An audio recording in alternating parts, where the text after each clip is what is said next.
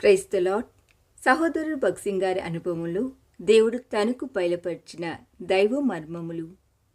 యెహోవా నిన్ను నిత్యము నడిపించును. క్షామకాలమున ఆయన నిన్ను తృప్తిపరిచి నీ ఎముకలను బలపరచును. నీవు నీరు కట్టిన తోటవలెను, ఎప్పుడునూ ఉబుకుచుండు నీటి ఊటవలెను ఉండెదవు. యెషయా 58:11. 32వ శిఖరము. సజీవుడైన ప్రేమగల దేవుని ప్రశస్తమైన వాగ్దానమిది. మనము తప్పిపోయినప్పటికీ, తప్పిదములు అనేకములు చేసినప్పటికీ, మన సమస్యల కొరకు, కార్యముల కొరకు ఆయన సముఖమును వెదికినప్పుడు ఆయన మనకు సహాయం చేయుచు నడిపించును. మనంతట మనమే పనులను చేయ తలపెట్టినప్పుడు తప్పిపోదుము. అయితే దేవుని వాగ్దానం ఇలాగున్నది: యెహోవా నిన్ను నిత్యము నడిపించును.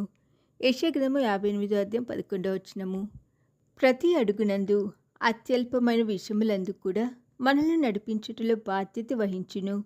దేవుని వాగ్దానమేమనగా, మనలను నిత్యము నడిపించుట మరియు మన క్షామకాలమున మన ఎముకలను బలపరచుట.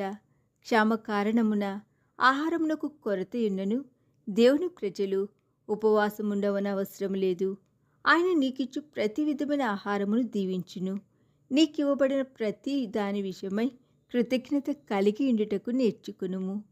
నీవు నీరు కట్టిన తోటవలే నుండెదవు. తోట ఎల్లప్పుడూ అందముగా ఉండవలనన్నచో దినదినము సంవత్సరమంతయు నీరు కట్టుచుండవలెను.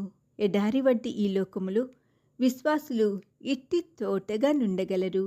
నీ యొద్దకు వచ్చు వారికి నీవు వాక్యమును ఇవ్వగలవు. నీ అంతట నీవు కూడా ఆత్మీయముగా నూతనపరచబడుచు ఆరోగ్యముగా నుండగలవు. దేవుడే తన జీవముగల వాక్యము ద్వారా మనకు నీరు కట్టుచు నుండును.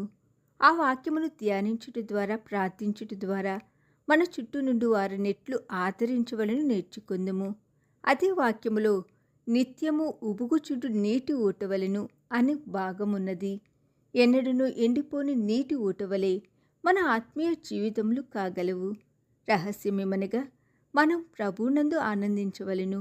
ఆ రీతిగా మనము పాడైన స్థలములను కట్టగలము మరియు సజీవమైన సంఘమును మనము ఇతరులకు చూపించగలము.